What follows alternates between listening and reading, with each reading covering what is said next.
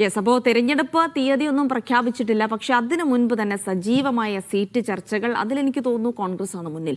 ആ ചർച്ചകൾക്ക് തുടക്കമിടുന്നതും ഒപ്പം തന്നെ വളരെ പെട്ടെന്ന് മറ്റ് യോഗങ്ങളൊക്കെ ഇന്നലെ ഡൽഹിയിൽ ചേർന്ന യോഗം നിർണായകമായിരുന്നു. അപ്പോൾ സ്വാഭാവികമായിട്ടും കോൺഗ്രസിന്റെ സ്ഥാനാർത്ഥി പട്ടിക തന്നെ ആദ്യം പുറത്തു വരുമെന്നുള്ള കാര്യത്തിൽ സംശയമൊന്നുമില്ല. അങ്ങനെയാണെങ്കിൽ യെസ്, അപ്പോൾ അങ്ങനെയാണെങ്കിൽ പ്രതിപക്ഷ നേതാവ് വി ഡി സതീശന്റെ പുതുയുഗ യാത്രയുണ്ട്. അതിനു മുൻപ് കോൺഗ്രസിന്റെ ആദ്യഘട്ട സ്ഥാനാർത്ഥി പ്രഖ്യാപനം ഉണ്ടാകുമെന്നുള്ള വിവരങ്ങളാണ് വരുന്നത്. ആദ്യഘട്ടത്തിൽ 40-നടുത്ത സ്ഥാനാർത്ഥികളെ പ്രഖ്യാപിച്ചേക്കുമെന്ന വിവരങ്ങളാണ് ഈ ഘട്ടത്തിൽ പുറത്തു വരുന്നത്.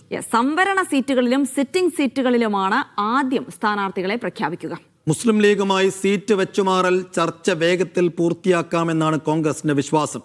എന്നാൽ സങ്കീർണമാകുന്നത് കേരള കോൺഗ്രസുമായുള്ള ചർച്ച കൂടിയാണ്.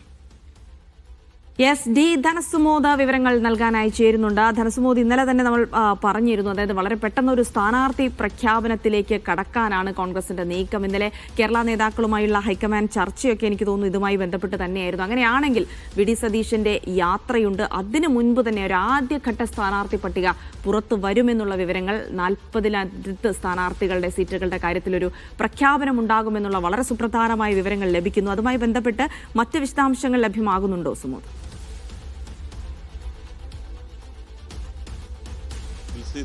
ഈ കുമ്പളയിൽ നിന്നും തിരുവനന്തപുരത്തേക്കുള്ള പ്രതിപക്ഷ നേതാവ് വി ഡി സതീശന്റെ പുതുയുഗ യാത്രയ്ക്ക് മുമ്പായി തന്നെ ആദ്യഘട്ട സ്ഥാനാർത്ഥി പ്രഖ്യാപനം നടത്തണം എന്നുള്ള ഒരു തീരുമാനമാണ് ഇപ്പോൾ കോൺഗ്രസ് നേതൃത്വം കൈക്കൊണ്ടിരിക്കുന്നത്.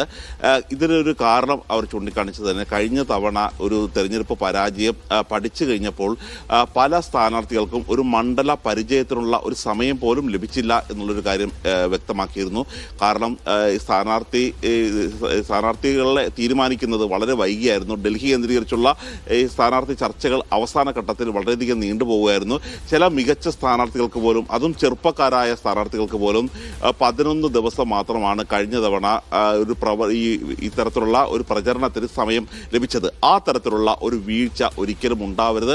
സാധാരണ പറയുന്നത് പോലെ ഒരു കല്ലിൽ തട്ടി 2 തവണ വീഴരുത് എന്ന് പറയുന്നത് പോലത്തെ ഒരു സമീപനമാണ് ഇപ്പോൾ UDF സ്വീകരിച്ചിരിക്കുന്നത്. അതിൻ്റെ ഭാഗമായിട്ട് തന്നെയാണ് ഇപ്പോൾ സ്ഥാനാർത്ഥി നിർണയം നേരത്തെ കഴിയാൻ തീരുമാനിച്ചിരിക്കുന്നത്.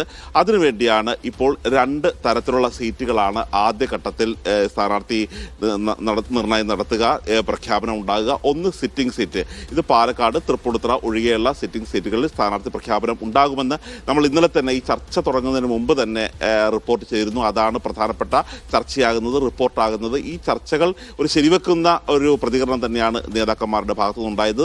രണ്ടാമത്തത് സംവരണ മണ്ഡലങ്ങൾ. ഈ സംവരണ മണ്ഡലങ്ങൾ തുടർച്ചയായിട്ടുള്ള ഒരു തോൽവിയാണ് കോൺഗ്രസിനും ഘടകകക്ഷികൾക്കും സംഭവിച്ചുകൊണ്ടിരിക്കുന്നത്. അതുകൊണ്ട് അത് ഒഴിവാക്കാനുള്ള ഒരു നീക്കം ഉണ്ടാകണം എന്നുള്ളൊരു കാര്യം കൂടി പറഞ്ഞിട്ടുണ്ട്. അങ്ങനെ ഈ കാലയെക്കുട്ടി തന്നെ സ്ഥാനാർത്ഥികളെ തീരുമാനിച്ച്, അതും വി ഡി സതീശന്റെ യാത്രക്ക് മുമ്പായി തന്നെ ആദ്യഘട്ടം ഇത്തരത്തിലുള്ള ഒരു പ്രഖ്യാപനം ഉണ്ടാകണം. അതിൻ്റെ ഒരു ഗുണം UDF സ്ഥാനാർത്ഥികൾക്കും ലഭിക്കുന്നത് ഈ ജാഥ കടന്നു വരുന്ന വഴി ഓരോ മണ്ഡലത്തിലെത്തുമ്പോഴും ആ സ്ഥാനാർത്ഥിക്ക് ഒരു പ്രാമുഖ്യം നൽകിയുള്ള ഒരു പ്രചരണം അതുകൂടി സംഘടിപ്പിക്കാം എന്ന കണക്കുകൂട്ടലിലാണ് സ്ഥാനാർത്ഥി പ്രഖ്യാപനം നേരത്തെയാക്കാൻ തീരുമാനിച്ചിരിക്കുന്നത്. സുമോദ്, ഈ ലീഗിന്റെയും കോൺഗ്രസിന്റെയും സീറ്റ് വെച്ചുമാറലടക്കമുള്ള വിഷയങ്ങളിൽ പ്രധാനപ്പെട്ട തീരുമാനം യോഗത്തിൽ ഉണ്ടാകുമെന്ന് ഇതുപോലെ ഇന്നലത്തെ മോർണിംഗ് ഷോയിൽ ധനസുമോദ് റിപ്പോർട്ട് ചെയ്യുന്നു. പിന്നാലെ അത് VDM KCM ഒക്കെ സ്ഥിരീകരിക്കുകയും ചെയ്യുന്നു.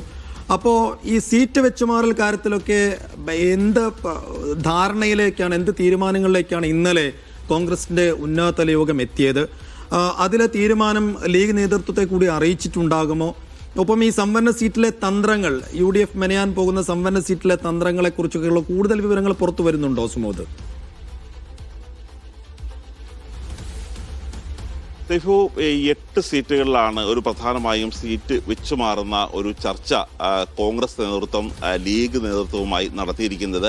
ഇതിൽ പ്രധാനപ്പെട്ട ഇന്നലത്തെ ഒരു ചർച്ചയുടെ ഒരു കാമ്പ് എന്ന് പറയുന്നത് തന്നെ ഇവിടെ നിന്ന്, അതായത് ഹൈക്കമാൻഡ് ഒരു കെട്ടിയിറക്കുന്ന സ്ഥാനാർത്ഥികൾ, അല്ലെങ്കിൽ ഹൈക്കമാൻഡിൻ്റെതായ ഒരു പാരച്യൂട്ട് ലാൻഡിംഗ് ഒരിക്കലും ഉണ്ടാവില്ല എന്നുള്ള ഒരു ഉറപ്പ് തന്നെയാണ് നൽകിയിരിക്കുന്നത്.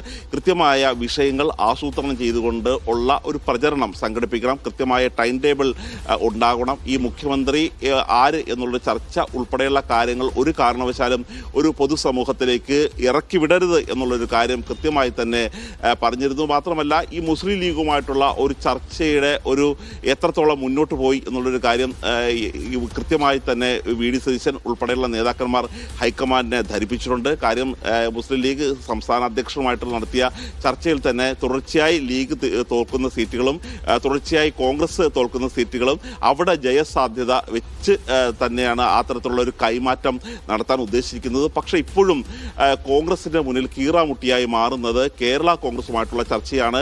ഈ കോതമംഗലം സീറ്റ്, കുട്ടനാട് സീറ്റ് തുടങ്ങിയ സീറ്റുകൾ ഏറ്റെടുത്താൽ അവിടെ കോൺഗ്രസ് സ്ഥാനാർത്ഥികൾക്ക് വിജയിക്കാൻ കഴിയും, കോൺഗ്രസിന്റെ സീറ്റുകൾ വിട്ടുകൊടുക്കാം എന്നുള്ള ഒരു ചർച്ചയിലേക്ക് പോലും കേരള കോൺഗ്രസ് എത്തുന്നില്ല. പി.ജെ. ജോസഫ് ആ തരത്തിലുള്ള ഒരു ചർച്ചയുടെ വാതിലടച്ചിരിക്കുകയാണ്. ഇനിയുള്ള വരും ദിവസങ്ങളിൽ ആ ചർച്ച ഏതെങ്കിലും തരത്തിലുള്ള ഈ വാതിൽ തുറക്കാമോ എന്നുള്ള ഒരു ശ്രമം കൂടി കോൺഗ്രസിന്റെ ഭാഗത്തുനിന്നുണ്ടാകും.